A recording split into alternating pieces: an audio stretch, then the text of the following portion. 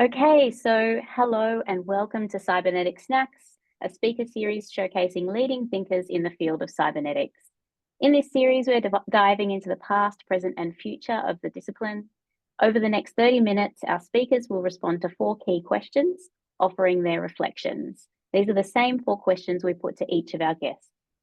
Following this session, you'll be able to find a recording plus a snack pack of resources related to this talk on our website. To keep it focused and on time, there won't be time for audience questions, and you'll see that we've disabled the chat to limit distraction. Straight after the talk, our speakers will join our PhD students for the Ratio Club for Q&A. For everyone else, we encourage you to create opportunities in your own communities to continue the conversation. Before I introduce our speakers today, I would like to acknowledge the traditional custodians of the lands on which we are speaking with you today, the Ngunnawal and Ngambri people, and pay our respects to elders past and present. We've been fortunate to have some amazing people take part in this series, and today is no different. Today we're in conversation with Angela Espinosa and Jon Walker. So Dr. Angela Espinosa got her PhD on organisational cybernetics in 1995. She worked closely with Stafford Beer and was a co-founder and is currently a director of the Metaphorum Cooperative, which develops Beer's legacy. She was a reader in cybernetics in Hull University Business School, where she is now an Emeritus Fellow. For the last 3 decades, she has been an invited professor in several universities in Latin America and Europe.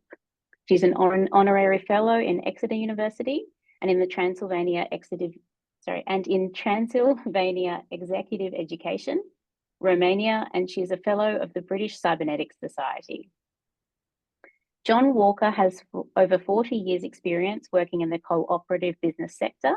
He has established and co-managed a range of business, including retail outlets, small-scale manufacturing plants, a warehouse, and a chain of supermarkets dealing mainly with whole food, organic, and fairly traded products. Concurrently, Jon has lectured, published, consulted, and provided training courses in both private and public sectors on complexity theory, cybernetics, and organizational structures. So let's get started. We have 4 questions for our guests, and our first one is why cybernetics? So Angela and Jon, by way of introduction, we'd love to hear a little about your personal history with cybernetics, if you could tell us some more. Thank you, Jessica. So why cybernetics? I was a computer and systems engineer in Colombia, and I was trying to find out a way to link computer systems and businesses. I found that there was a big gap in the way that computer systems engineers design and implement information systems. And I found management cybernetics through a seminar with Raúl Espejo in Colombia. And I thought that it fitted like a glove. It was perfect, the combination of management and computer systems. And after that, I wanted to be a cybernetician. I came to England to do the PhD under Raúl Espejo supervision in Aston University, and completely fell in love with organizational cybernetics. And then after my PhD, I applied successfully to several national programs in Colombia in the 1990s. Over those years, I was working very close to Stafford. I met Stafford, and I was so much in love with cybernetics that I have spent the rest of my life trying to develop this theory and to disseminate it. And then we founded Metaphorum, that is now a cooperative that developed Stafford Beer's legacy, and it's been growing steadily over the last 20 years and now flourishing. And we have a lot of people that are engaging with us in this purpose. Jon. Okay. Hi, everybody. My history is very different from Angela's. I was fascinated by the ideas of machine intelligence when I was doing my degree. So I went on to do a PhD on neural networks. For a variety of reasons, when I finished it, I didn't want to stay in academia. And I started working in cooperatives for basically political reasons. I found them a much more appropriate way for me to earn a living. And came up with a major problem with the organization of large cooperatives, which were based on the same principles of hierarchy, no hierarchy whatsoever, people unleashed to be creative and do what they wanted to do. And we were struggling badly with organizational structures.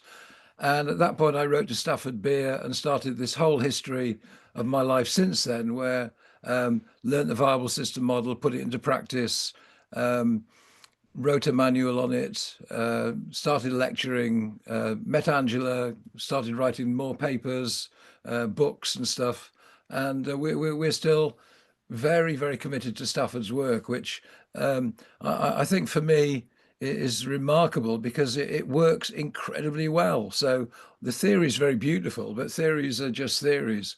And for me, what matters is, are you making a difference? And with the application of the viable system model, you can make quite a significant difference to the way things work. So that's me. Okay. Should we just carry on, Wonderful. Jessica? Yeah, I think you can carry on. You don't need to wait for me to prompt you with the questions because you've been so organized with your slides and written it down there. But yeah, so what is your favorite tool, approach, theory, text, person, or story from cybernetics, and why? Well, I guess that you have noticed who is our favorite person. There he is in the middle. I mean, you can see all the pioneers of cybernetics, and they all have an influence in Stafford. But well, Wiener, obviously, McCulloch, Bateson, they were friends. Ashby, in particular, they were very influential, and McCulloch was Stafford Beer's mentor. So all the inventions of McCulloch about neural networks and all his investigation on the brain that was so important to the development of cybernetics influenced Stafford, who decided to take McCulloch's understanding of neural networks and make a model, the viable system model. Yeah.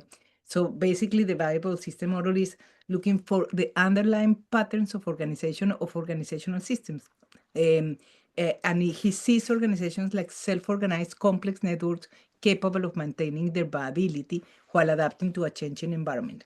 So this core idea was what help him to go and develop organizational cybernetics. Why it become our favorite approach? I already mentioned it.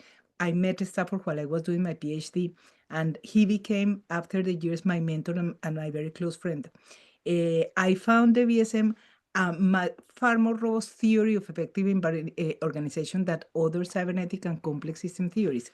I think that BSM offers a really robust theory and framework for learning about complexity in social systems and in businesses. Any kind of businesses, communities, NGOs, national governments, really powerful theory because it's a recursive theory, so you can apply it at any levels of recursion.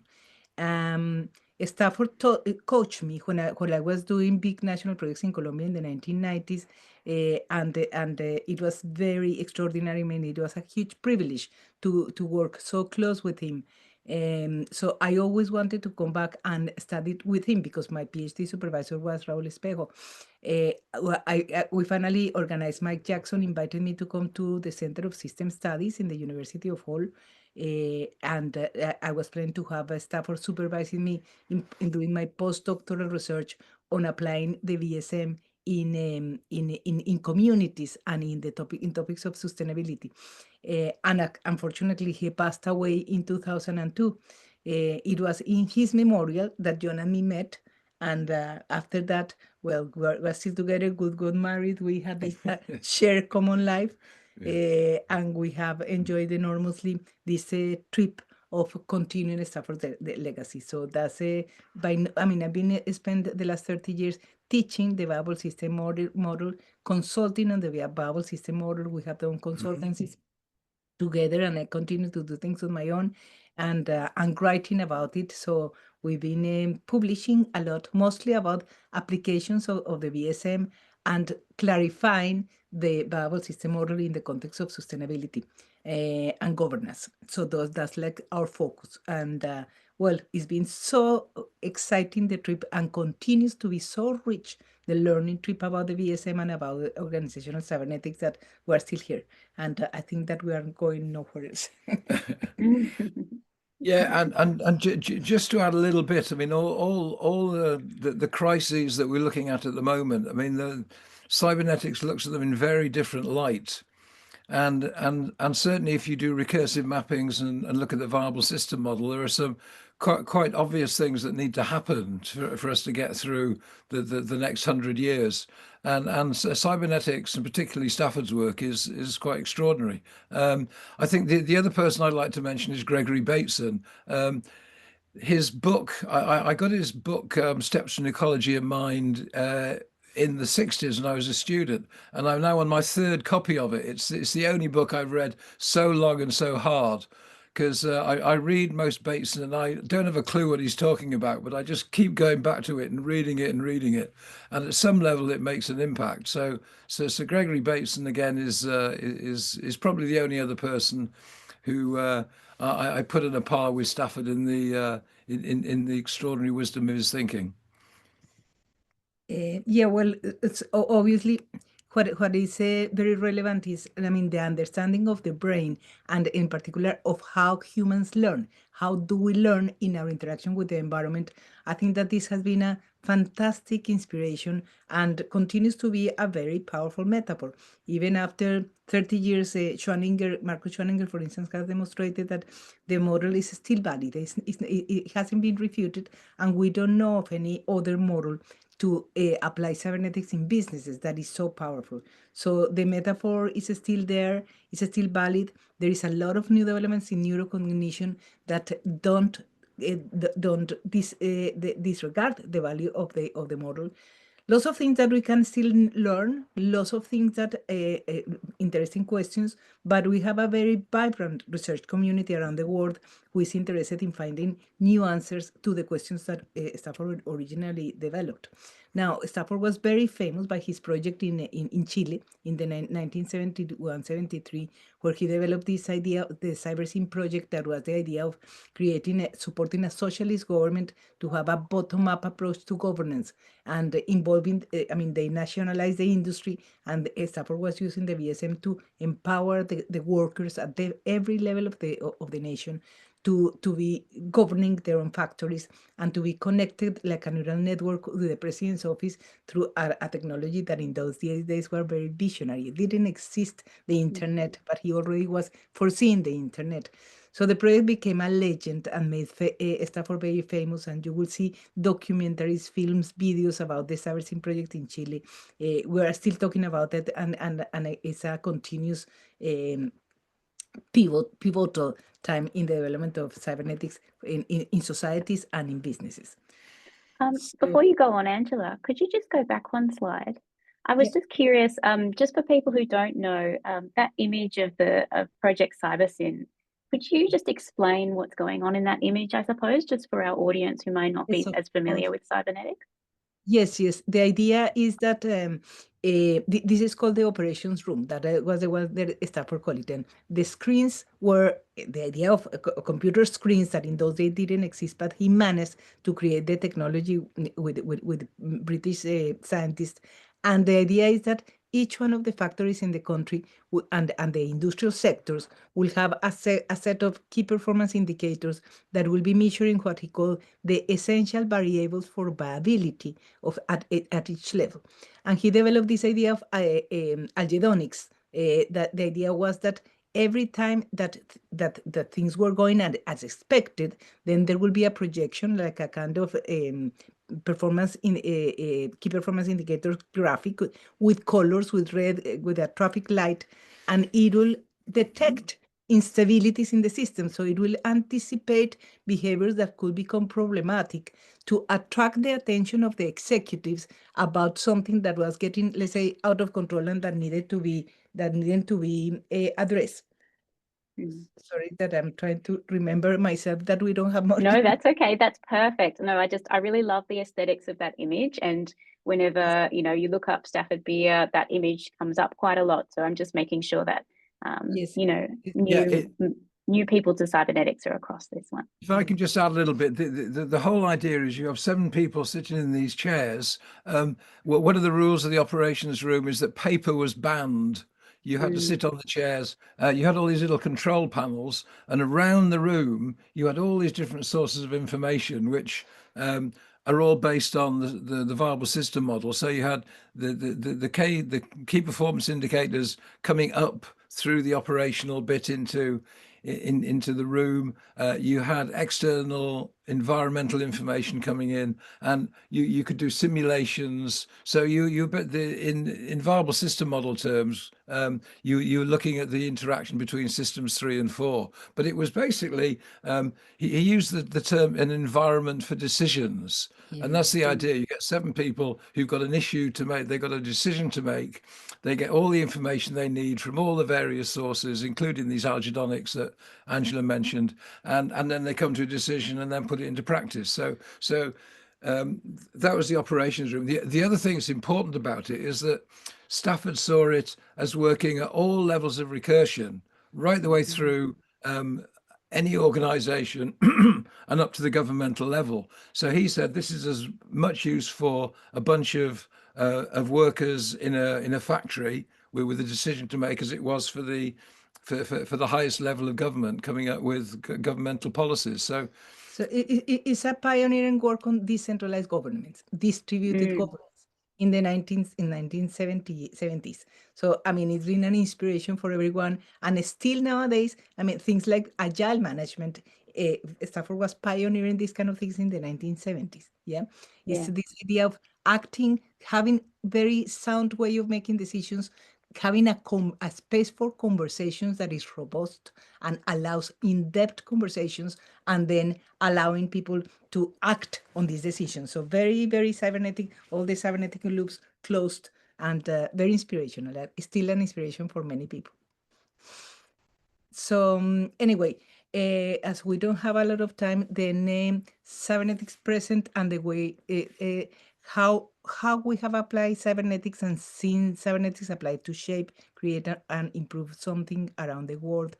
So in that respect, what we have done, I mean, we have published 2 books, one together that was a complexity approach to sustainability. In that book, it's in the 2nd edition, was published by the Imperial College in a book series on complexity. And basically there we clarified the way that we understand the VSM, and in particular why we think that businesses and societies don't not only need to look at their own performance, but and their ability, the capabilities to stay over time and continue doing what they do, but they also need to do it in a sustainable way. They need to do it in a way that their interaction with the niche remains sane, healthy, and the interaction with the communities where they operate. So it's just adding the dimension of sustainability and resilience to the original theory. We explain the theory, the VSM, in big details. We explain the way we put it into practice, that we call it the self-transformation methodology, and we provide applications at different levels, different scales, from the individual, thinking an individual as a bubble system, to businesses, to NGOs, communities, regions, industries, national, and even to the global level. So we apply the same theory on different scales. My most recent book in 2022 is called Sustainable Self-Governance in Business and Society. It's basically a textbook for people who wants to learn about the VSM, to how to put it into practice. And it also provides a number of new, some of the old and some new applications at all levels. So basically, we aim to find out how do we, individuals, organizations, and societies, may become more viable and sustainable, and provide tools, learning tools, to be able to put it into practice. So this is me, Jon. Just to continue what Angela said, I mean, our work has been. Mine originally was with cooperatives, and then we were invited to do. To reorganize the government structure of an eco-village that was set up in Ireland, which was the most extraordinary experience for us. We've also worked in schools and hospitals, and it's been a fascinating series of interactions. And what comes out of it is that when you base a structure on autonomy, which is really what the viable system is all about, you have these 2 areas which start working a lot more effectively. One is that you unleash a lot of the creativity in people, which is so important nowadays. We need new solutions and new ideas in all areas. And then you build up a structure from small autonomous units, and you get these highly effective work practices, which means that the performance of whatever structure you're looking at becomes a lot more effective. And our colleagues do a lot of work in businesses, particularly in Germany and Switzerland, and that affects the bottom line of the business. So people are happy because it means that their financial performance works well too. So yeah, that's basically what we do. Okay, and yeah, the same things that we have applied it, for profit cooperatives, schools, universities, and so on. And in each case, we have facilitated like an in-depth learning process about the organization and possibilities for improving performance.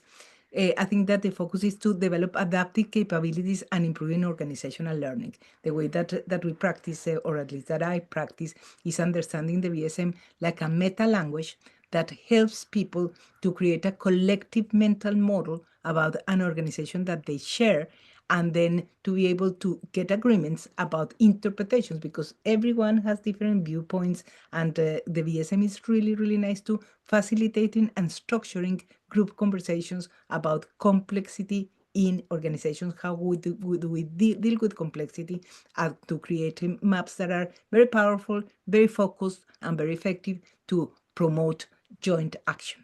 Yeah, I think the other thing to say is that the way we operate is not in expert mode. We don't go in and say, step aside, we're the experts, we're going to sort out all your problems.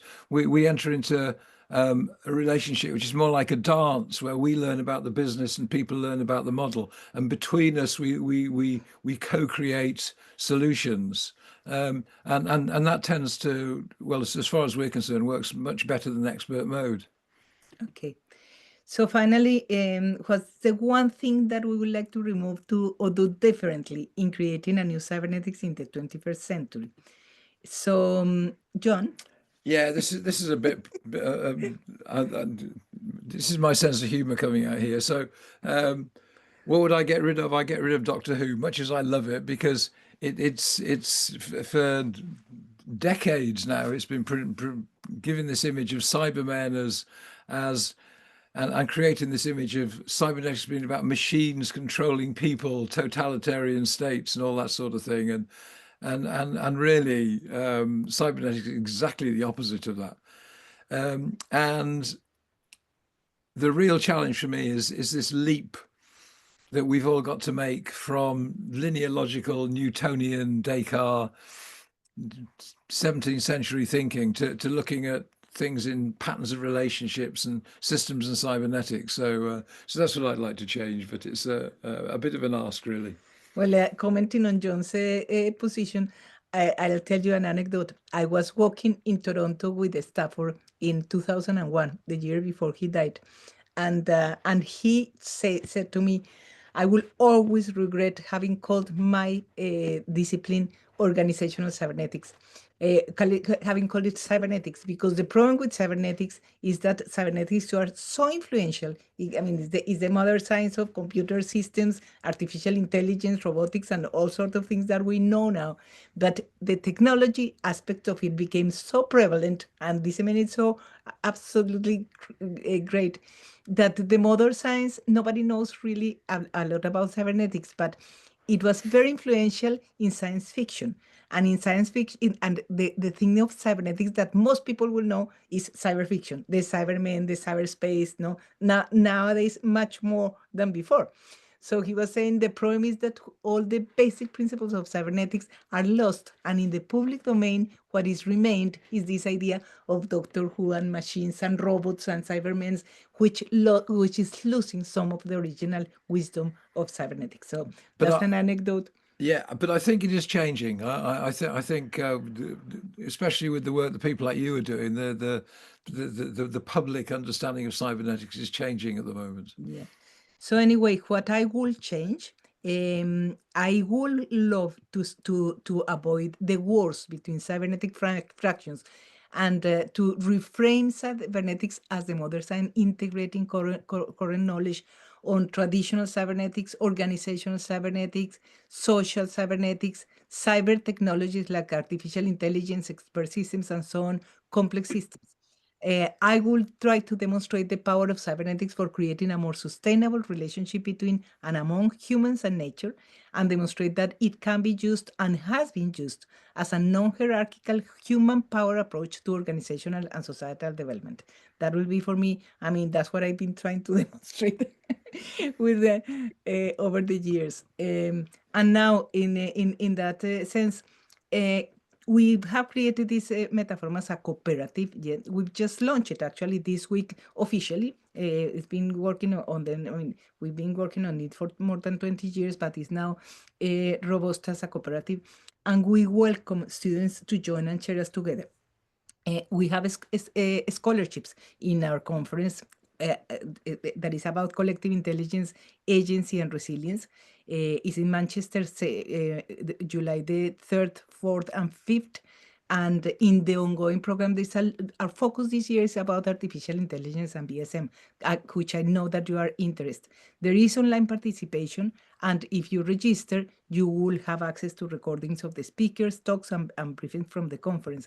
These are the topics on the program. I'll just leave them with you, but it's going to be really interesting. We are exploring issues of resilience, agency, and BSM and artificial intelligence. And you will see here in the program that is still emerging. We are still receiving the last abstracts that is going to be really exciting to see the BSM applied in terms of resilience and sustainability, and to see the way that we can learn more about the BSM with artificial intelligence. We're going to have several workshops, several speakers, experiments. It's going to be really fun. So you are all welcome, and I left you with the links in case any one of you want to learn more about BSM and artificial intelligence. Oh, thank you so much, Angela and Jon. That was wonderful. So just to wrap up, thank you so much for your talk today. We've learned a lot about organisational cybernetics and VSM. The highlights for me, I think, were thinking of VSM as a meta language, and also Jon's point of view on removing Doctor Who from cybernetics. That was quite fun. For our audience, if you want to know anything more about anything we've discussed today, when this recording goes live on the website, we'll add some further resources about things that Angela and Jon have talked about. So the experience now isn't over for our speakers and our PhD students, who are off to another room to have a more informal discussion about all things cybernetics. Thanks to everyone for joining us, and we look forward to welcoming you next time.